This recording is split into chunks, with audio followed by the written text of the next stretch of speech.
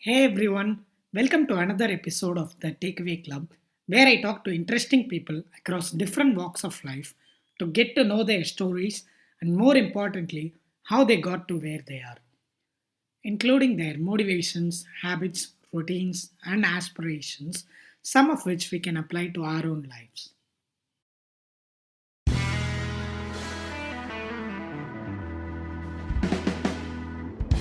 Welcome to the Takeaway Club podcast. In today's episode, our host, Krishna, chats with Kishen Das, one of the most popular content creators in India.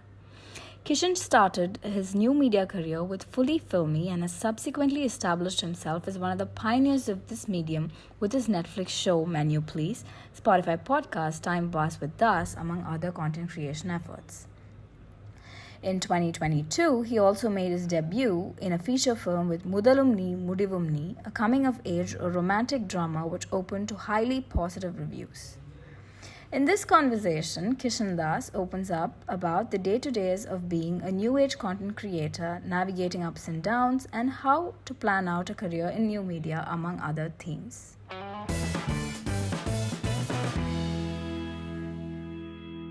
Hey Kishan. Hello Thank good you. Night தான் சொல்லணும்னு நினைக்கிறேன். Good evening இல்ல. Good night. Yeah, I mean, you're kind of used to this time based on your podcast, so that's kind Yeah. also what gave me the confidence to, catch you. Let's do it at this time. I felt like this is where you are like at your most vulnerable self, if not for anything. Always at my most vulnerable self. Yes. So thank you for taking up the time to be here. And I have like a couple of our mutual friends to thank before we get into the conversation. Prashant Balaji and Navneet, thanks to the both of you for making this happen, especially in such short notice. At the beginning of the year, I had like 3 wishes. So everybody, like most of my close friends know that. So one was to get into the company that I'm currently in. And number two was to get that, company's founder on the podcast. And number three was get Kishan Das on the podcast. I'll probably like touch upon like why, like what is this fascination behind this, like for the lack of a better word, like one content creator among like a lot of folks, right? So it's only June, and to think that I'm already 66% through to my like wishes for the year. That's very nice, and it wouldn't have happened without the folks who helped set this up. The place that I wanted to start off with is the classic influencer problem. So if you have like a decent enough social media following, so all of a sudden like you have like a bunch of rules that are applicable only to you. So ithanal நம்ம நிறைய பேசிட்டு இருந்தோம், and you have to put a filter. And I think if I'm not mistaken, you very recently like got verified on Twitter. And one of your first tweets was like, now I have to, really think through or be careful Makes or sense. something. Make sense. So it's like an unspoken rule, right? And given your stature, particularly in social media, so how do you engage with fans, or more importantly, trolls, which unfortunately does play a big role in the way your day goes?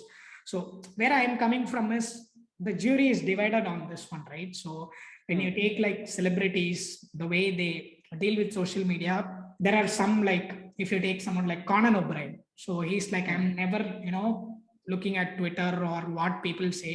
I don't care even if they say the nicest things. Noor comment could be really good. I could find one nasty comment and that is enough to ruin my day. It's just my personality, and it's important that I stay away from it. On the other end of the spectrum, you have like, say, someone like Shivangi from Cook with Komali. Even today, like some troll, they were like, Shivangi is not here or something, I'm happy. Like totally needless, right? And she actually like gave it back to that troll real good. Where do you stand on this, and how do you go about doing this?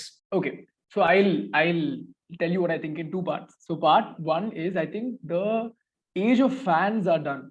Okay, the word fan comes with a lot of, like, it's associated with loyalty, with dedication, with I feel like nobody has the time to be a fan today, and it's completely fine. I feel like what you should be calling them, even followers, is like a very, I don't know if it's the right word to use. It kind of, I feel like it automatically kind of puts them down when you say someone's a fan or a follower. I think the right word is a subscriber. So if I'm putting out content, anyone who watches my content or likes my content is essentially a subscriber. So imagine if I'm a platform like Netflix, these people watch my content, which is why they're here. Are they emotionally invested in me as a person or my life? Maybe they are, which is great. It's fine. But they're still a subscriber. They're not a fan, or they don't necessarily have to be one. With criticism, I think that you asked me this question 5 years back, I would have told you, yes, one bad comment over 100 comments will really change my day, even a year back. But now it's just like, it's a part of social media. You can't do anything about it. You have 10 great comments, one bad comment. I would just delete the comment and move on. The comment doesn't exist anymore. The only thing that those people want is attention. The thing is, it also depends on where it comes from. If they have a point, like you're doing something and you've done something wrong and they bring it up, then engage with them. Try to see where where you've gone wrong. But if it's just needless hate, like what you said happened to Shivangi, I don't know what exactly happened. I haven't really gone through her Instagram today. But from what you're saying, I think it's just ignore those people. The only thing they want is attention. Sometimes it gets to your head. It will get to your head because you can't be brave every day. Some days you're vulnerable and it will get to you. But what you need to keep in mind is you can't let anyone else determine what your worth is.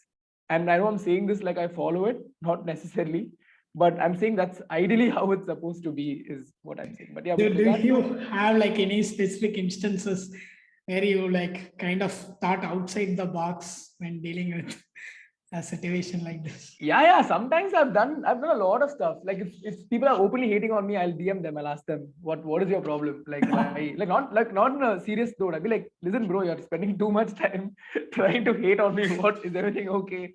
That's one. I used to give it back. I'll come up with whatever I thought is a witty reply. And the thing is, you can never understand those people.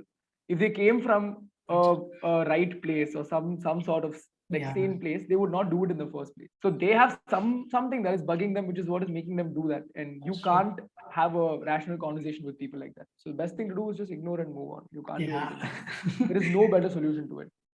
True. Yeah. I mean, like, I think for you, on a lighter note, one aspect where you are more used to it than an average human being is you support Arsenal. So you're used to all kinds of roasting and trolling. Yeah. No, it's not even the roast that hurt. It's just how poorly they play every season that hurts. I think that's, people saying stuff about Arsenal is fine. It's just being an Arsenal fan in itself that's painful. In itself, yeah. It builds you up for the real world in a way. Yeah, I am not one of those people who shit on other clubs. I'm happy with other clubs. It's fine. But I just want my club to do well. That's all. But I do get like this small satisfaction when United messes up, because I have a lot of United friends and they've obviously had the upper hand over the last at least a decade and a half. So I'm sorry, you were just in the flow, but I couldn't like help button on that. No, it's fine. No, I was saying, like, even with like negative comments and all of that, I feel like it also comes from a place. What I would love from social media, at least the next step on social media, is enough of this anonymity and people trying to act like someone else, or be yourself on social media. Why do you have to, if you want to say something to my face, say something to my face. Right. Don't come through an anonymous display picture and one account and do it. I feel like that will change the world. Because there are a lot of people. I started making content when I was 19. I worked for a YouTube channel when I was 19. And that time, 30% of the comments I got were negative, 70% were positive. So I'm used to a lot of negative comments. It did get to me. I'm not saying it didn't. But today, because that percentage is reduced, it doesn't bother me as much. But you look at 13-year-olds, 14-year-olds, 10-year-olds who are on Instagram today, which I think is a great thing, because they're showcasing their talents, they're dancers, they're magicians. There's so many kids who are making a living off of Instagram. It will affect them because they'll have a sense of identity crisis at that point. They'll listen, they'll value themselves based on what other people say. And that is the problem. The adults can handle themselves, but at least for the sake of the younger generation that's coming into social media and becoming creators, let people, I don't know, before you link your Aadhaar card to your PAN card, link your Aadhaar card to your Instagram account or something, just become more legit. Yeah. Since this is a tech podcast, I'm reaching out to all the listeners. Do something about it. Yeah. Have a lot of smart folks who are working on this. We are the complainers. You are the people you're the brain behind the solution. So do something about it. That's I think we have spoken like for about 7-8 minutes between that and your Spotify podcast. So that's like I would like to plug your podcast for you here. So it's called Time Pass with Das. And Yes. it's like a window, it's like an amazing window into how I have a feeling that you wouldn't really like to be called a celebrity. The thing is, it for at least for people like me who are just starting off or who have not done too much work, for me the word celebrity is a huge word. When someone calls me an actor, the school of acting I come from, being an actor is valued as something else. So when someone uses these words like loosely, you're just like, wait, what? Why? I'm not that person, kind of a thing. So I think that's where it comes from. But it, yeah, if again, you can't change how other people look at the world. You have your own understanding about it. People have their own understanding. So they want to say it, they can say it. But in the end, do you accept it? I don't really think I accept it. Yeah. Okay. So I think I'll keep switching between content creator, influence. No, you can say whatever you want. It's fine. Your life, your rules. Okay. As I was saying, like your podcasts are like a great window into. So this is the person that you see on screen, like whether between your what you do with Netflix, YouTube, Instagram, man, you don't really leave like any platform unturned. That's the goal. Adala pakarappa, it's like, how, dude, where does this guy get like so much confidence? And it's like so. There is an effortless grace to everything that he does. How do I get it? Like, do they like sell it on Amazon or I don't know? Is it just genes? But then, like, angirande to hear you speak about like your deepest insecurities, fears, and it's like a matrix moment, no? So he too is human. That is what I found as it in a way like it gave me hope. Okay, so we are all in the same boat, one way or another. Yeah. So I might have had this superficial idea that maybe if I were a huge content creator or maybe I was doing this for Netflix, doing that, maybe I would feel less insecure and stuff like that. But you are like a living example and you're going out of your way to, actually convey this important message that no, it's not the case. You could be doing all those things and still end up, at 3 a.m. taking a 3-kilometer walk because you don't know what you're going to do with your life. Exactly. Yeah. I think social media in itself is like the grass is greener on the other side, right? You see people talk about winning an award, getting a promotion, but you don't see them talking about what makes them upset. On one side, it's people saying, why are you sharing all this on social media? On the other side, it's like, you don't want to portray yourself as someone who's weak. Everyone wants to be the alpha on social media. But in all reality, when you portray your real self, people tend to connect with you a little bit more. Like I'm an actor today. I'm working on a film and I'm sitting, like, today I went for dubbing. I went to dub for a film. There are moments in dubbing where I was panicking, saying, how will I do this? And then when I look at a big actor, I'm like, shit, when would I become like that someday? But imagine if a Rajini sir comes and says, you know what, I feel nervous when I get into a dubbing studio. And that's it. I'm empowered beyond anything. I don't even have to. He will be like already he's like God to me. He will be like a mightier God. I think that's the thing, right? We don't, if we talk about failures as much as we talk about success, the world is going to become a better place. I'm not saying you need to spread negativity, but so what? You fail, pick it up and move on. Again, I'm telling you, I'm preaching all of this. I might not practice it every day. There are good days, there are bad days. Good days, I'll be like, okay, cool. I've been without a job for 11 days, and my mom will laugh when I tell you this, but she told me that the second you leave your job, you will be miserable. And 11 days in, every day I've blabbered to her every night saying, what do? I don't know what I'm doing in my life. But like you said, people out there is like, oh, he's on Spotify, it's not always like that. It's what you're seeing, but you need to know what's happening on the back as well, which is what I think Time Pass with us is. So I like that balance that I've struck. I can't assure that everyone who consumes my content on Instagram knows about my podcast, but I know I'm doing everything in my power to make sure that balance is out there. See, that's really amazing, right? But I also wonder when you decided it was the right time to do it. Because if you are just starting out now, there is this innate insecurity. Have we made it big enough to actually talk about our failures? Like, like, why is he like, really overthinking and sharing his deepest secrets and all? Were there like moments of realization, maybe any particular moment, or rather, as a creator, you felt like empowered enough to tell, you know what, I'm going to keep doing my own thing, but I'm confident enough to also talk about the things that I'm not so great at right now? So I think the answer to that question is that the motive was not to do that. The motive was just to talk about my life, about things I've been through. And eventually it became that. the motive was never for me to start off by saying, hey, this is great, now this is also how I feel. It just started off as an outlet where I started speaking about about my life candidly, and eventually I realized it was becoming that sort of a reality check for everyone as well. And the beauty of this is you don't have to be someone who has X amount of followers, or someone who's in this profession. You can be anyone. I think you go to a businessman, he'll tell you about all success he's had. Do you know about the failure that he's had? You go to like you've seen so many like these stories today about women CEOs and how they've made it big, especially in Asia and Southeast Asia. You go to them, we know the success stories, but what did they do to get there? What were the failures like? Nobody knows. It'll come in one interview where it's an inspiring story. It's a part of a bigger story where the climax is you become great, but no one tells you about that day-to-day struggle that you go through. That was the point of it. It doesn't matter if you have 3 followers or 3 million followers. For everyone, the emotion is the same. I think that's what unites everybody. The fact that you know you're not alone in this, and at the same time, you know that it's not always great rainbows and sunshine for everyone. They also have a side of them where they are low. You can't do anything about it. I'm glad you also brought up your job, your old job, I should say, and how your mom perceives it and all. So I think that's a nice segue into the fascination that I was talking about. The reason that I wanted to have you on is how elegantly like you have balanced between different things that you have picked up, right?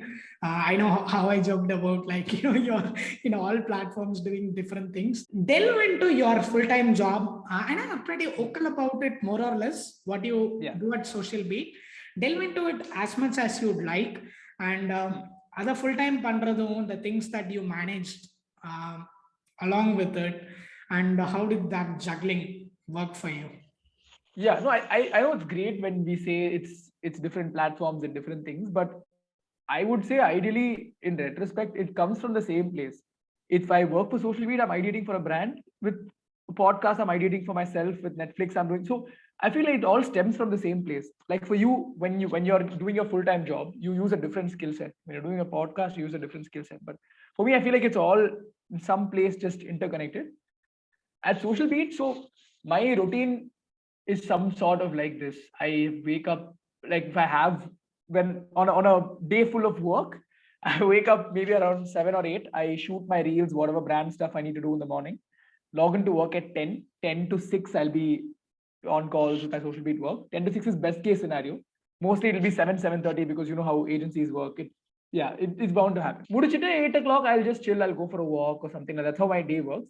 Podcast now, இப்போ Spotify ஒரிஜினலாக ஆனதுக்கு அப்புறம் I have to put in more effort on quality and all of that. But முன்னாடி நான் வந்து நடந்துட்டு இருக்கும் போது ரெக்கார்ட் பண்ணுவேன், ஆட்டோல ரெக்கார்ட் பண்ணுவேன், கேவலமா இருக்கும் குவாலிட்டி. ஸோ அப்பெல்லாம் there's nothing I do specifically for that, and it's a very raw expression, so I don't have to think too much about it. It's just me talking. My first episode is called Verbal Diarrhea because I want people to know that it's just verbal diarrhea. There's nothing more to this podcast than that. So I feel like it's, if you want to balance it, you can balance it. Ipo perisa Netflix vandu, it's like a maybe an hour a day kind of thing where we ideate about things and a day or 2 days of shoot a month. So there is space for everything. It's just that the biggest risk is not time, it's mental burnout, which is what eventually happened for me. I think sometime last month or the month before, that's when I realized I need to let go of one of these things. And Spotify was picking up, Netflix was picking up. So I thought, okay, the biggest commitment I have is my job, and maybe I have to let go of it now, and I can't afford to drag it on. And I don't want to, wherever I work, I always want to leave on a good note or leave doing something productive. And I don't want to reach a place where I'm not being as effective or not being as productive and leaving on a bad term. So I wanted to do that in advance. So that's exactly what I do. It's just how you plan your day, you plan your priorities.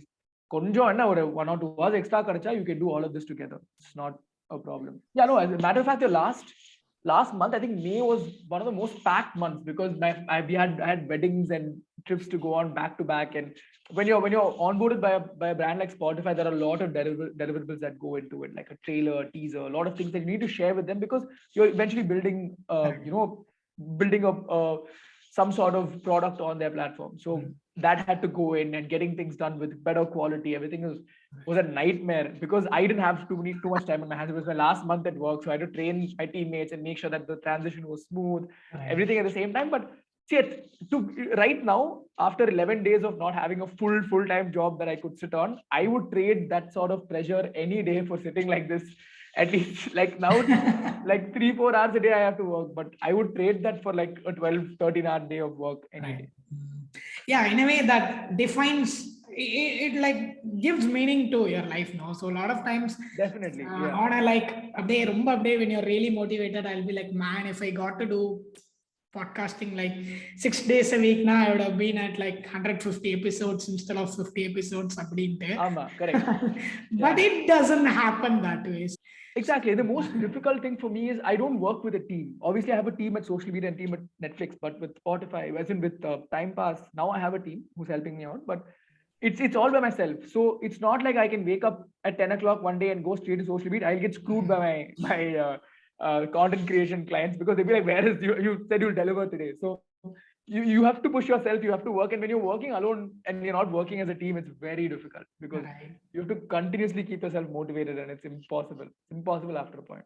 Was it like a tough decision to give up like the stability, like not just financial, right? 100%. Of a full-time job. 100%. See, I think today as a content creator, the extent to which you can monetize your content has changed. You can make content as your primary source of like your primary occupation, your primary source of income. That's not an issue. It's just what, for me, it's always been about what creatively challenges me. Yes, it is about the money. I'm not going to lie. In the end of the day, it does boil down to money, but it's about what kind of keeps like stimulating you every day. The satisfaction I get from a successful pitch at Social Beat to a client does not live up to the satisfaction I get when I make like a branded video. Sometimes it's the other way around. Sometimes it's a great Netflix video which keeps me motivated. It's good to keep all of this open because you're also on your feet. But for me, at least in the last 30 days, I've just felt very off, where I'm not happy with the ideas that are coming out, which is, I think, any like a block that any creator goes through. And I feel like to avoid that, you need to have what people say, some space and a team to help you with it, because there it's a little bit more fluid, the process. But yeah, I'm eventually getting there.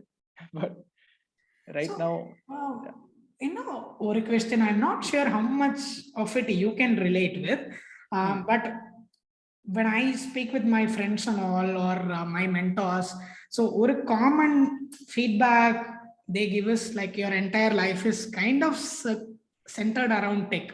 So your full-time job is in tech, you do a podcast, it's about tech. And I run another community with one of my ex-colleagues, so again centered to tech. You're not like letting your steam out in a very different way. I feel like for you it's also the same problem, right? It's just a different domain. So your social full-time job is out and out how you are perceived on social platforms. That is what your work and your side projects or whatever hobby is like. Are you ever like concerned, like what if my motivation to do any of this drops now? It has kind of a ripple effect to every other thing that I do. 100%. 100%. Yeah, two things to add to what you said. 100% that ripple effect is my biggest fear. If I have a block in one thing, if I just have a creative block, my podcast is gone. I can't work for ideas on Netflix. Everything takes a hit. So as a creator, the only thing that I can consciously do is to make sure that I keep my mind constantly working on something so that I don't have that gap or that block. But with regard to the other thing that you said, I think it's important for you to have a divide. Like, for example, I like vlogs and all. I don't like involving my friends or my family in my content. Like, I talk about them, but I don't make content with them. I do my podcast alone. I don't bring people into that because there's a very clear distinction between work and your personal life then. And even though you're completely consumed with work, I do go play cricket with my friends every alternate day or 3-4 days a week. And that's always there. I feel like you can find that balance. It's just some days or at some point, it's about every day. It keeps coming back to that. Some days you speak, you preach, you're like, hey, I can have great work-life balance. But 3 days of work in a row with no personal life balance, and you're just like, yo, what is this? Why am I working so hard? So it's just, you need to just set that balance right. For every 10 times you feel this way, you will eventually feel this way as well, but make sure that the balance is maybe 10:2 or something like that. So another question I wanted to, again, like it's all like coming straight out of my mind, and yeah, I'm not sure how much of it actually, you resonate with. So again, like doing stuff with respect to content creation or the influencer lifestyle. So unlike a normal full-time job where you do X or 2 years, like you get promoted. அதோட ஒரு 2 வருஷம் இருந்தா you become a manager and everything. So உங்களுக்கு வந்துட்டு the progress you make is crystal clear, right? So I have to do this amount of reps this many years na உங்களுக்கு தெரியும் end goal வந்து if I've done it rightly na I'm going to be there 5 years later where I want to be abdina. But the things that you do, so it's a little all over the place, right? Or rather it's ambiguous. So you do one thing with Netflix, so then you put an Instagram reel which is a huge hit. You go do a podcast episode. So how do you meaningfully tie all of this down to say, hey, so pona varshathukku inda varshathukku vandu I made progress? Okay, yeah, so you're right. I think one is definitely the money. You compare, you see where you were last year, what you were charging, what level you were operating, and if you see yourself in a different level this year, that's great. Like I like setting targets for myself, at least financially, so that I know that I'm going towards a direction. The other is associating yourself with more brands. A year back, exactly today, I wasn't working with Netflix, I wasn't working with Spotify, but a year later I'm working with Netflix and Spotify, which are two brands that all of us consume on a daily basis, which are really, really big entertainment providers in the world. That's a big deal. So that's how I kind of value it. And with in a more general perspective, this is another opinion that I have, which I haven't really spoken about too much, but I feel like the beauty of social media is that you don't have a format, you don't have a template. Today, you come from a well-off family. Let's say you come from a family of doctors who have a lot of money. They can afford to give you a great education. They afford to put you in a great university. You study, you do what you want, you get into a big company, you get promoted, climb the ladder. You have your life is sorted out for you. On social media, someone who has no basic education can make 3 videos and become a star, which is great because you are giving power to the powerless. It's no one starts off on social media with 100,000 followers. Obviously, there will be nepotism there as well, and people will start off with a lot more. But I'm saying the power is equal to everyone. The power you have is the power I have is the power, somebody who isn't as privileged as us have. And that's the beauty of social media. So there is it's important for you to track your progress. But what is great is it works both ways. One, you keep trying and it doesn't work out. It's important for you to see that it doesn't work out and move on. Or you keep pushing till you grow. And at one point you'll be so big that even if you planned your whole life out, you wouldn't have been at that place. Like, Irfan, the YouTuber? Yeah. I am super motivated every time I speak to Irfan because Irfan was working as a manager in a restaurant. He started making videos for 2 years. He had nothing big. And today he's buying cars, giving away cars. He has a house of his own. He's happy. I think that's what we should all aspire to be. He stuck by what he wanted to do, and yeah, he's here. So I think there's no way for you to measure that scale, but it's important for you to keep track of how you're growing. So that's interesting. So idoda vandu just the same question coming from a different direction is anga nama goals ennandu theriyum. So for you as in like manager is my end target. Inga vandu like you say, it's a good marker. Last year I wasn't doing these things, I'm doing these things. But where is that clarity on what should I be doing next year? So in retrospect, it becomes very clear to you. So didirna like unimaginable opportunities will definitely open up. But on the adu theriyada varaikkum vandu is it, are you like antsy until then? How do you keep yourself like grounded and say it's all gonna be okay? No, you're spot on. I think you can't target. Ipo na edume pannama I can't be like, hey, I'm going to go work with someone big tomorrow. But I think the important thing is to start working towards it. Only if I have videos out will someone notice my videos and call me for something. So start off by doing that. Start off by putting your content out there. Then you get approached by, let's say, you get approached by a Hotstar to do something. And then once a Hotstar works with you, you know that, okay, I'm at the level at which Hotstar is operating. So who else can I reach out? And that's how you go. So I think you have to actively not manifest it, but work towards it. That's how it works. But one point that both of us didn't really talk about is with social media, it's not about growth, it's about sustenance. You will grow really quickly, but your fall will be as quick as your growth, which is the important part. You need to sustain on social media, which is the difficult part today, whether it's a brand or a celebrity or anyone. So how do you keep hold of that? How do you keep churning out content? That is the difficult part. Like you said, there is no specialist, senior specialist, manager, VP. There is no ladder for you to climb. Everyone is the same, but it is how long you can stay at that level, how long you can grow with regard to numbers. That is the important bit. So as long as you have that sorted, you have nothing to worry about. So just double clicking on that point. So in a way, like you're just like, as you are navigating through this, you don't know where you're heading, but you are the cartographer to that place. நான் போற இடத்துக்கு நான் தான் map create பண்ணோம் for everybody else, who's coming after me. So நம்ம the new media spaces in a way that you are like one of the pioneers. So what you set here and what you like figure out eventually will become the template for folks coming down. Exactly. I don't want to use myself as an example, but I can't speak on behalf of anyone else. But I was making YouTube videos between 2016 and 18, and that time we were one of the biggest YouTube channels who spoke about cinema back then. When I left to act in a film, the film went on for 3 years, and for 3 years I was irrelevant. Nobody knew what I was doing. I wasn't doing anything, and at that point of time, that's when there is obviously a dip. Okay, but because I had done YouTube videos in 2018, Netflix called me in 2021. You sow the seeds today, hoping that someday it'll be something else. It's like an investment, like how you invest money. True. Do you ever like get? I mean, it's not really a great question to ask, having like listened to your podcast, but even then, I want to touch upon it for folks who may not have heard it. While they're listening to this, do you get overwhelmed by the responsibility that you have as a creator today? I mean, like just you have like some 400,000 subscribers on your Instagram account, right? And what you do or what you don't do, like it plays a big role, right? Especially in a country like India and a state like Tamil Nadu, where we take the words of people in a position of influence as the gospel of truth. How are you dealing with it? I have a very different answer now than I would have had a few years back, because I started, like I mentioned, I started making content when I was 18. So I was a reckless teenager. I would speak about anything and everything. There have been times when my family has been like, are you sure you want to talk about this person?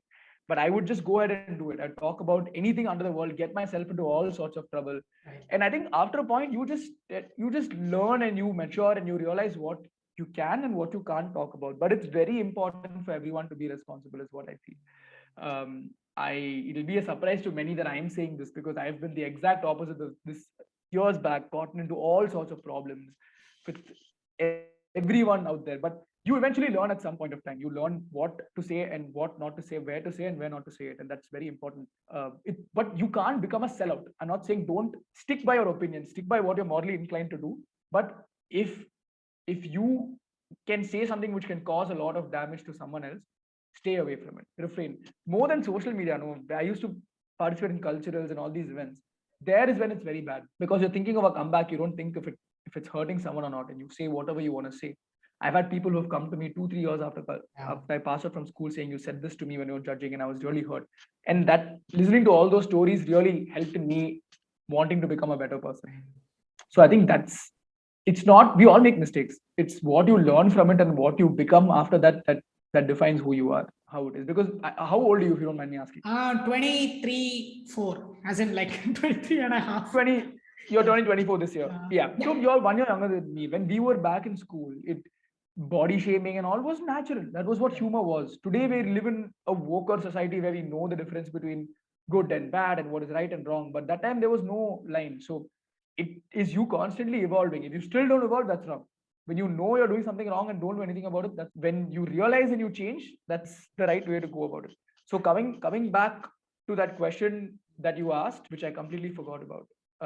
Responsibility. Correct. Yeah, you need to be responsible, but not letting go of your morals, not becoming a puppet, but you need to know what to say and where to say it. This is again like one of the other qualities that I personally felt I was very drawn to you. A lot of people, they're not really willing to admit, hey, I used to do this back then. Now I realize it's a mistake, and owning up to it, right? So I think it's important that you went ahead and did that. So it's like, again, like it sets a good example that people change, and rather than double down on this is what I used to be, this is my brand. So being on brand for Kishen is doing like YouTube reviews or not thinking about it. You could have like easily like gone on in that path, a lot of people do that actually. Yeah. Instead of taking a pause and realizing what they are inflicting upon the world, right? And Yeah. I think that's something I wanted to get on the record, that I'm really like admiring in you. Right. Thanks for that. And I think in the end of the day, it's who you're lying to. If you keep lying to everyone, at some point you will believe the lie and you'll lose track of who you are. We all make mistakes. It's not like I'm going to admit to a mistake and everyone's like, yeah, I'm perfect. They do that. They're a hypocrite in the first place. We're not perfect. We've all done things we're not proud of, and there's nothing wrong in you admitting it. It's very, very, like I said, mostly in school is when all these things happen, where you do things you don't think about, and you don't know what you're doing. And if you can come to terms with it, take responsibility for it and change, it not only helps you become a better person, it also, there's some sort of hope that I believe in the idea of a universe, and what you give is what you get. And if you throw in some sort of change, some sort of positivity, it obviously comes back to you in some way or the other. If it doesn't come back, it's fine. It doesn't really matter. But I'm doing my part of it. I think that's how I look at it. Yeah, so interestingly, I'm watching this TV show called The Good Place, where the whole theme is how whatever you do, it comes back to you eventually. I haven't seen the show, but I've heard some great things about it. Yeah, you should. I think that's one of the other things that was running in my mind when I was listening to your podcast episodes as well. He liked The Good Place, so a lot of your moral principles on that. I'll take you on that offer. I'll watch it for sure. So I think with this, I want to wrap up the first half. So podcast there has to be a few things. So a rapid fire like that's like something. It's as old as time in a way, like or show pandrappa. Yeah. I have a similar segment called the random deck. First one, what is an absolute non-negotiable for you in life? I think someone who doesn't stick to their morals. I'm not saying you need to have right morals, but if you have a way that you want to live in, I respect people who stick to that. Nice. So sticking to your morals, even when going it stuff. What's your favorite word in English? Favorite word? Average. Oh, that's a good one. That's my favorite word. That's my all-time favorite word. That doesn't have like a backstory. I felt like you came up with it way too quick. Yeah, I think when I've been asked a lot of questions, people ask me if you had wrote a book about yourself, what would it be called? I've always said proudly average. I think average is my favorite word. I feel like it's got too much of a negative connotation towards it, but it's a beautiful word. So what is a good habit that you're trying to work into your life? Bad habit I'm trying to get rid of. I think I kind of like being alone sometimes or by myself. So I end up ditching a lot of plans in the last minute, going to the gym, going out. So I think that's a bad habit I need to change. And overthinking is always the habit that I need to. I don't think I can get rid of it, but it's okay. You're channelizing into something useful and productive. So yeah. Yeah. Are you into reading books? No, I'm not proud of it. I don't read books. Okay.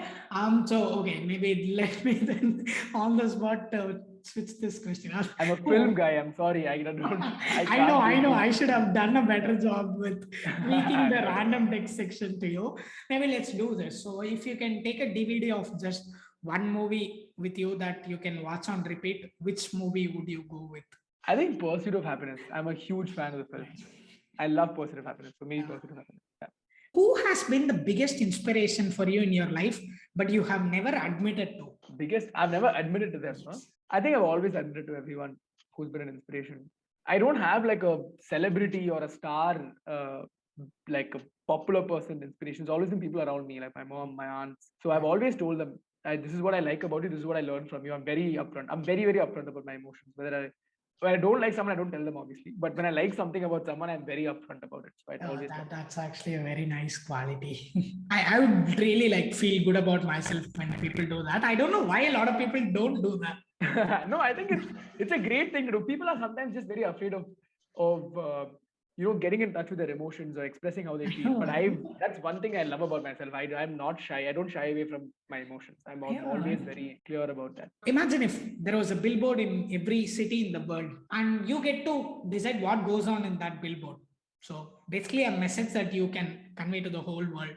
So on the billboard, what should go in? It cannot be like self-promotion or anything. More like something you believe in, you stand for. okay, it's going to be a little cliche, but something along the lines of look at the person next to you, they're probably going through the same thing you are. So just like a reminder to everyone that, you know, you're not alone in this. I feel if everyone just knows they're not alone at any given point of time, half their problems will disappear. So, who is someone in your network or industry level that you would like to nominate to for me to reach out and have them on here now that you have come on and seen what this is like? Oh, I don't really interact with too many people from the industry I work in. But one person that do you watch Malayalam films? I do little bit, at least the mainstream ones. So have you heard of Roshan Matthew? He's an actor. He does Hindi films and Malayalam films as well. I could check him out. You would. I'm sure you have seen his work, but he's a very sweet guy and he had some amazing things to share and impart. So maybe someone like Roshan would be great. I think would fall right in place. I'll check out and I'll probably reach out to you soon. Hey Anna. I don't know, should I call you Anna? We're not like you're just like don't call me, just call me Kishen. Yeah. Like, I don't think Roshan will take my word and come, but I'll give it a shot. He's very sweet, so you never know. Okay, so one question. What would you like to ask me? So I've asked you a lot of questions and maybe like we'll do like a reversal. Ask me something. I don't know. I don't know if I have like a very meaningful or profound response, but let's take a shot. This is one thing I ask everyone I meet for the first time. What is your biggest fear? It's a very, very, very, I don't know, impactful question to ask. But go ahead.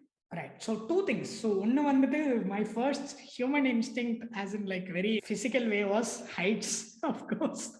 Okay. I don't want to do that. But more in a way like that involves other people is like the inability to, you know, make a room laugh or entertain. I always want to like pour like that's really even at work I do a pretty serious job, but I like look for ways to make it like fun or meme, introducing a meme or something, just like make somebody's day brighter, right?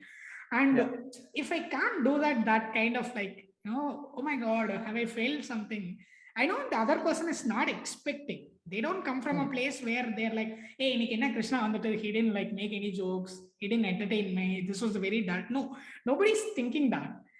I'm so in on my head that I feel like it's my responsibility to like get the room going in a way like, okay, it lights up the room and the effect got it. Yeah, that's very interesting. All right, that's pretty much it. So I want to thank you for coming on the show, for doing Mudhal Nee Mudivum Nee. I know it's like a gross injustice not talking about it on the podcast, but I also felt like you had talked about it enough in every other platform, and maybe let's just use it to touch upon at least like a couple of things that we haven't heard from Kishen in other platform.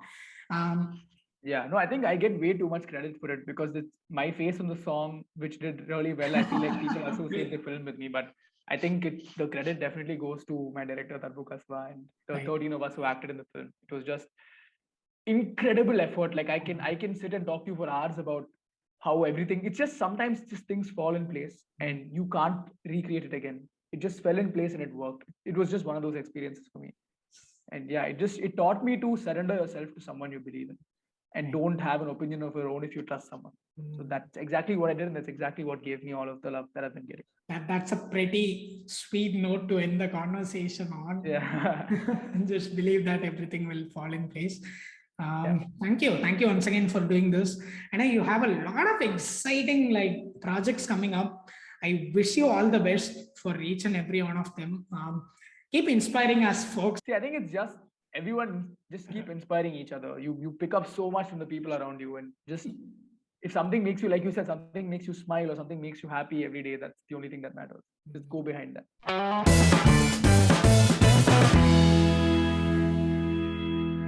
Hey there, so that wraps up a conversation that I absolutely enjoyed recording, and I hope you did too. If that's the case, kindly consider leaving a rating on Apple Podcasts, which will help the Takeaway Club find new like-minded people like you. Also consider subscribing to the Takeaway Club. So we are at thetakeaway.club as well as thetakeawayclub.substack.com. Just hit the subscribe button, it's free, and you'll get all the latest episodes and other articles that I'm working on straight to your inbox. Have a great day ahead. Thank you once again for tuning in to the Takeaway Club.